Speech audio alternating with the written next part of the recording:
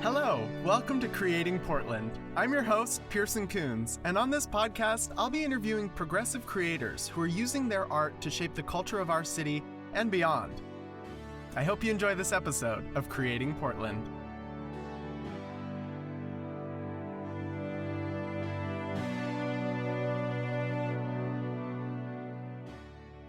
Hello everyone, welcome back to Creating Portland. I am here today with a very exciting guest named Nastashia Minto, and she moved here in 2018, and 3 months later she was already performing, and then in 2019 they published a book and has been performing ever since. So I'm so excited to talk to you, Nastashia, and welcome to the pod. Thank you for having me. Well, we're going to jump right in with my big, broad question that gets us kicked off, and that is, how are you helping to create Portland? How am I helping to create Portland? I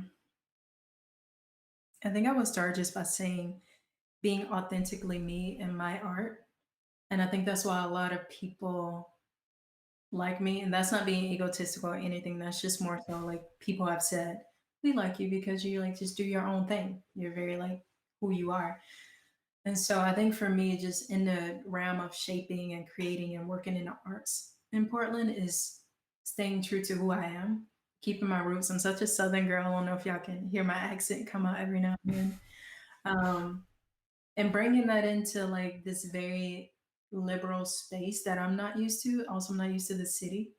So that very like country, holistic Georgia. I'm from Georgia. Sorry, don't kill me. I'm from Georgia. Oh, we love Georgia right now. Let me tell you that.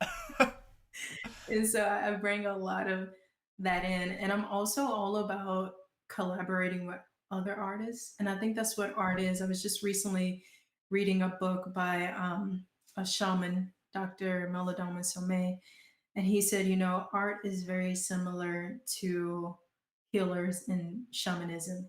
Like the veil is so thin between an artist and a shaman. And I just thought that was very beautiful of saying like we as artists, how we create and how we change the perspective and change the views. And I think that's what I feel like I'm doing in Portland. And it might be on a small scale, but it's still on a scale. So that's how I feel like I'm creating. Yes. So then can you tell us a little bit more about this book? And then I'm curious how this book ties into that shamanism or healing mentality. Yeah, so the title of my book is Naked. And it's just crazy. Every time I think about I came here in 2017 and I was so willing to do something different and to not be in the same place I was in that I was like, I'll be homeless to do this. Like I've been homeless. I will make this work. I know how to do this. And when I came, I got a job as a therapist, and that was surprising too.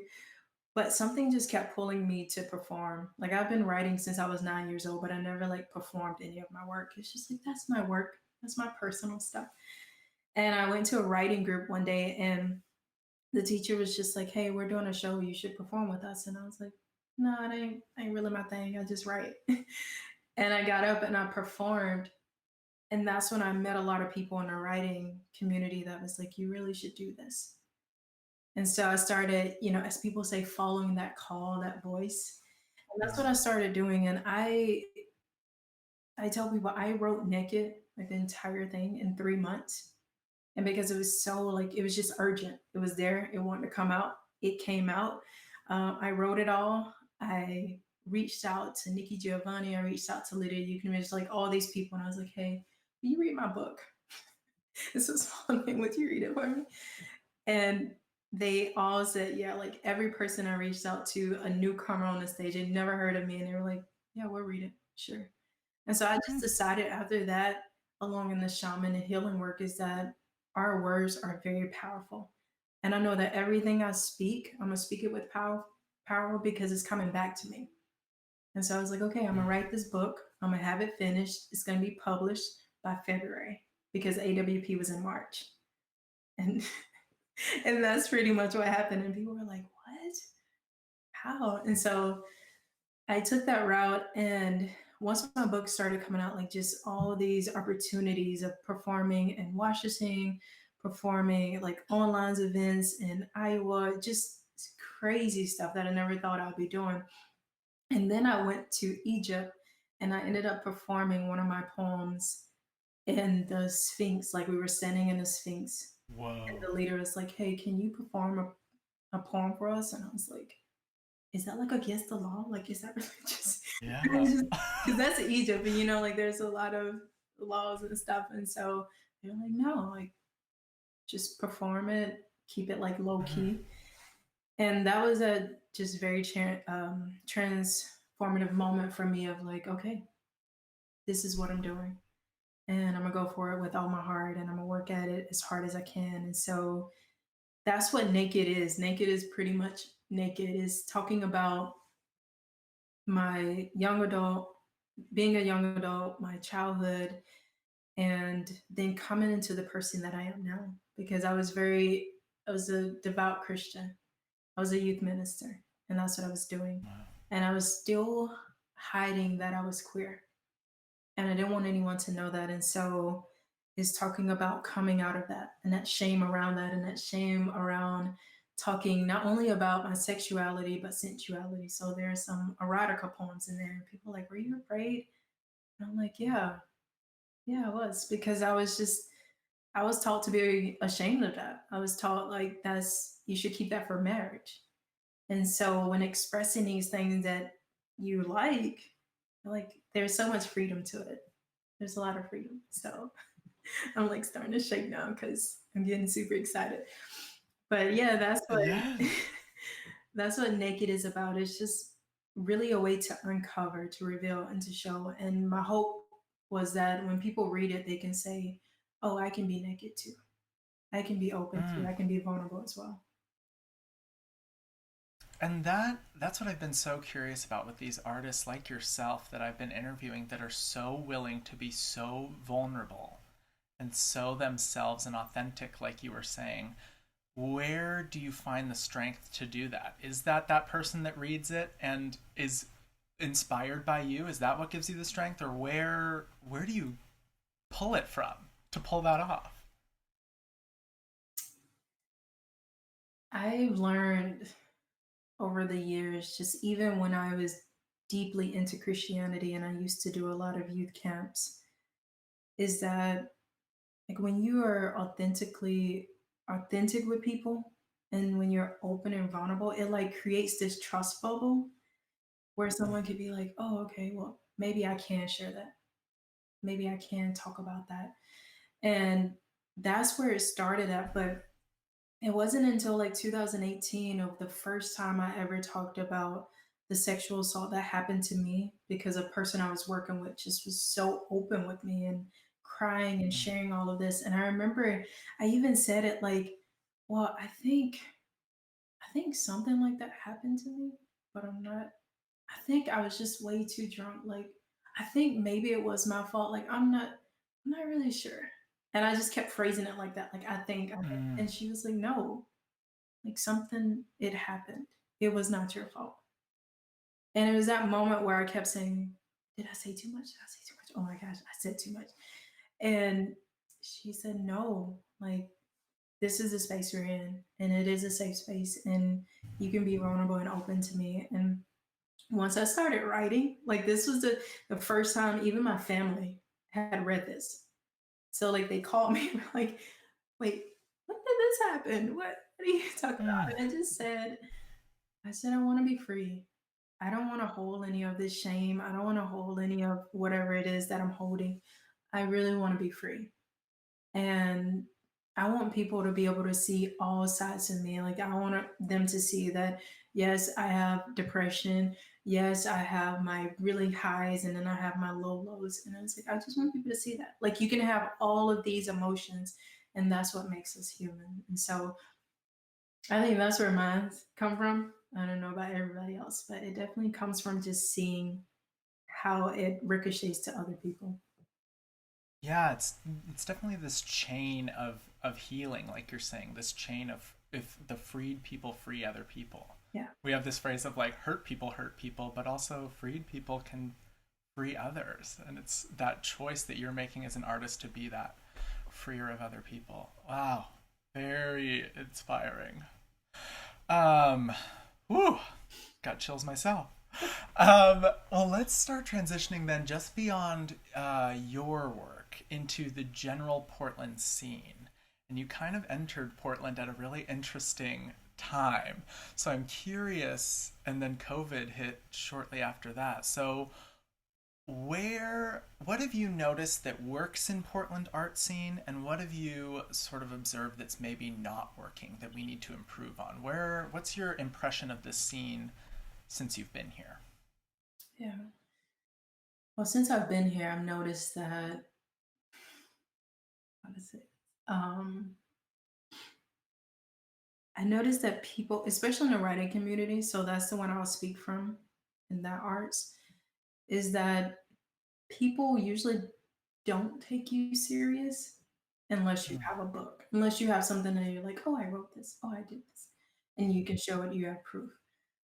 And I think that's why I found it interesting that people were actually taking me serious because I didn't mm, have any of that.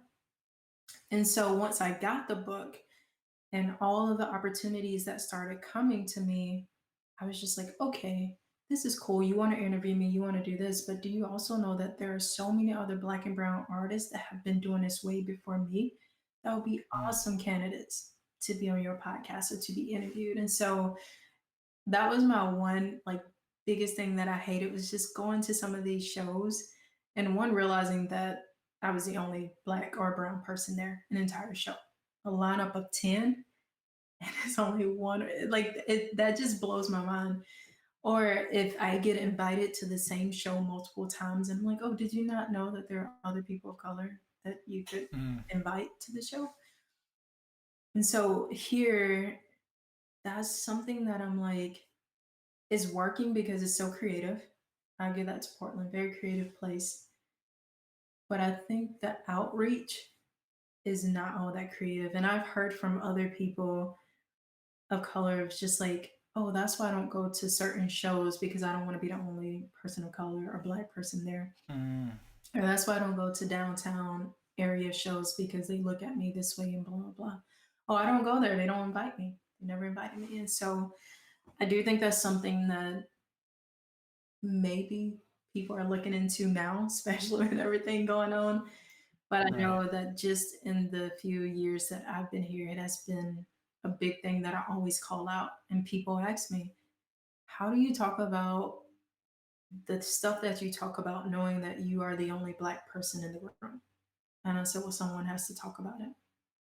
Mm, And so, yeah, I think Portland overall is doing a good job just with allowing people to be creative.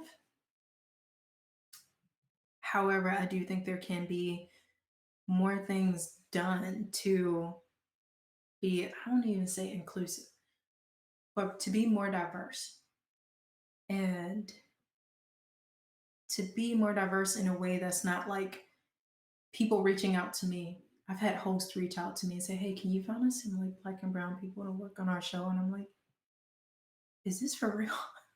Is this serious? Um, but actively talking to people.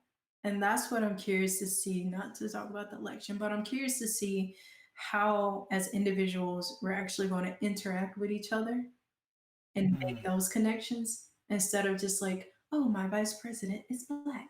And so everything is great. But no, how are you going to communicate with the people in your neighborhood? How are you going to mm. bring artists in that don't look like you, that you maybe don't even resonate with their work, but they have work that's different? And so I'm curious about how that's going to turn out in Portland in these few like coming years. Yeah, I get the impression that this tokenism comes when we feel done as like white organizers. So we have one person of color and then we're done. And it's this sort of sense of conclusion rather than like how could there be more. The this We talked about this in another interview too, of this abundance mindset versus this scarcity mindset, right? Like being done with one or having the potential for abundance of perspectives and ideas. And I think it's really important too what you said about even if it doesn't resonate with you, to include it because not everything's going to resonate with all audiences. particularly if all the organizers are white. Like it wouldn't make sense that everything is going to resonate with that specific group of people. So yeah, I love that call out to ensure that we are challenging our own perspectives, and then even asking for perspectives we may not understand or may not resonate with us for the sake of inclusion and diversity. Exactly. Yes, yes, yes, yes, yes. And then I also, what you said earlier too about feeling that pressure to speak on behalf of people is so concerning to me in terms of the art scene, that we would put that kind of burden on a singular person in a space rather than share that, and spread that out so that it wasn't so harmful. Do you have ways that you do call that out, or that you do, what have you found to be successful in Portland to sort of shift those ideas? I know the one thing that that I've been doing is not straying away from the poems that hit directly on racism and what I'm viewing, especially in an all white audience as a Black person presenting. So, not straying away from that. But then also, what I've just been doing is like straight up just acknowledging it. Like, first, let me Mm. acknowledge that I'm the only Black person in this room. And let's just be very open and honest. Like, you don't have to do, there's an elephant. Nope. Like, let's just go ahead and acknowledge what's going on right now. And Mm. also just trying to, like, for me, I'm always like talking to hosts and people who are um whatever they may be doing. I'm like, hey, well, have you thought about this person or that person, or do you even know this person? Because they've been doing poetry slams for like 7 years now, and I'm just only been here 3 years. And so I'm always trying to figure out ways to bring in other people. So if I've been invited to a show and then they invite me again, I'll say, "Oh, have you thought about this artist? Let me send them to you." And they're like, "Well, we really want you." And I'm like, "No, they'll be great. I think you should really start, broadening your scope of people you bring in." So then it's kind of like, "Oh, I guess you're right." And so that's what I'm always trying to do is when people give me these opportunities that I know I've already done, I'm like, why not invite someone else? Why not bring in other people? And that's what I've been trying to do. And I have been trying to have and I say trying, I really say trying to have the conversation of how can we make these literary shows less white and more diverse? Because people love to say Portland is so diverse. And I'm like, it might be diverse in food choices and scenery and nature, but like, when you're talking about like demographics, it's not all that diverse. And so, how do we do that? And how do we learn to sit in our discomfort so that we can start building relationships? And what I found is just a lot of hosts don't quite know how to do that because it's that I don't want to step on anyone's toes. I don't want to be offensive. I don't want to say the wrong thing. And it's like, well, if you don't say anything, then that's almost like Even more wrong. yeah. So I I think that's where I'm at is at a point of speaking my truth responsibly. And that's what I tell Mm. my kids is what you may feel may very much be truthful, but speak it in a way so that the people you're trying to reach, it will reach them and they Mm. will hear it, even if they don't respond or even if they become offensive. Like it is not your job to comfort someone when they're offended by like that is not your job. Right. So yeah, I'm just trying to do the outreach part. Yes, and all of these things, these strategies you're mentioning too, like this is something I need to remember and white people need to remember, is that we can do all of those things you just said. Like, we are just as capable of acknowledging the fact that there is one person of color in the entire room. We are just as capable of recommending other artists and encouraging organizers to include artists of color in shows. That's not solely the responsibility of artists of color themselves. Right. Um, yeah, so we really need to hear that and take that upon ourselves too. work towards it as well. Uh, yeah, a lot of work to do. A lot of work to do. Woo! But we can do it. We can do it. That goes back to what So, I was saying earlier, though, about like continuously doing the work of being an anti-racist and doing the work of mhm, decolonizing the arts, decolonizing therapy, decentering these things so that when you see and hear people of color, it's not like, oh my gosh, wow. It's more like, oh, okay. But now right. everything is such a wow factor. Like, oh, there are black people that hike. Like, yeah, there are black people that do like poetry and classical stuff. Yeah, there is. Right. And so that's like the thing of like we have to start reframing. Yeah, I always think about leaving this age of the firsts. Like we keep hearing Yeah, the first Academy Award winner to do this, or like the first black scientist to blah, and it's like, okay, we need to start leaving this era where we're celebrating the first of everything, so that there's the third and the fifth and the 100th person to do this thing. exactly. Um, okay, well that kind of brings us right into our last segment, which is what is your hope, or, and this you've sort of touched on a lot of these things, but your hope or your vision for the future of Portland art? What would be the dream scenario for us? The dream scenario for Portland's art.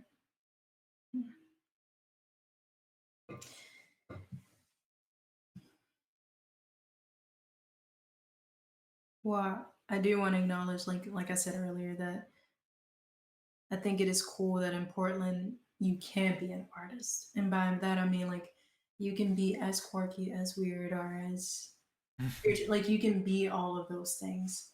And so I think that is beautiful that you can just be that. And my hope is that this community that we're all seeking, that we will find that, because I do believe that art bring us together.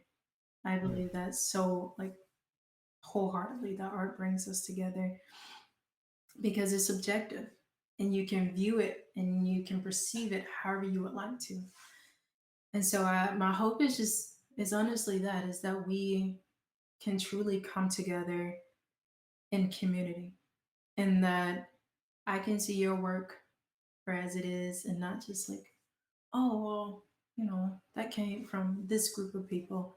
And you can see my work for as it is and not like came from a black queer woman. But like, no, that's nostalgia. You know, she did that. You can tell she did that. You can hear her voice, blah, blah, blah. And also, like you said, that there won't be these continuous first person in Portland to win a literary arts. Mm-hmm. um, no shade to literary arts, but I just I'm all about community. I'm all about community, and right now in my school course, that's what I was just writing about is how I have this sense that we're all yearning for community, and we don't quite know what that is. And so we're always like, oh, I want to be in community, whether it's the queer community, where it's the community of BIPOC people, whatever it is. Like you hear it all the time, like I just want community. I want community. Or this is my community of writers, my community of artists, my community of painters. We all are seeking that. And so what would it look like if we like found that community first within ourselves? Because you have to do your own work, you have to do your own healing. Like that is a Mm-hmm. thing. And then you bring that healing out to society. And that's what I feel like that's what community is supposed to be, and that's how we're supposed to be as humans. Is that all of our unique gifts, our talents, our flaws, everything are brought in. And when we see people, we can promote their strengths and everything that they struggle with, we help them along the way. Instead of them like, oh well, your art is okay. Like, no, you paint the best flowers that I've ever seen in my life. you know? Um, but that is my hope. And maybe it's a big hope and maybe it's like way bigger. And hopefully I'll live to see that. But if I don't, that is my hope. Not just for Portland, but for just for the world. Wow. Yes, could not agree more. I definitely see how you were a therapist. You are just showering us with helpful advice, starting from the inside, bringing it to the outside. This has been such a lovely interview. Thank you so much. Nastashia, where can people find you on the internet? Where can we get your book? We need to know all the details. Yeah, so everyone can follow me on Instagram and Facebook. It's just my name. My publisher said make it easy. So it's Nastashia Minto. And my book is at Eldritch Books. It's like the Thai, but spelled with an E. Yeah, support me. You can check out my YouTube videos just in case you're curious about what I sound like when I actually read, because I know some people say when I talk I sound like a therapist. Just so yeah, that's really Yeah, I weird. definitely agree with that. Okay, perfect. Well, we will link all of those in the episode description. And yeah, thank you so much for being here, Nastashia. It's been a pleasure. Thank you. Thank y'all. Appreciate it.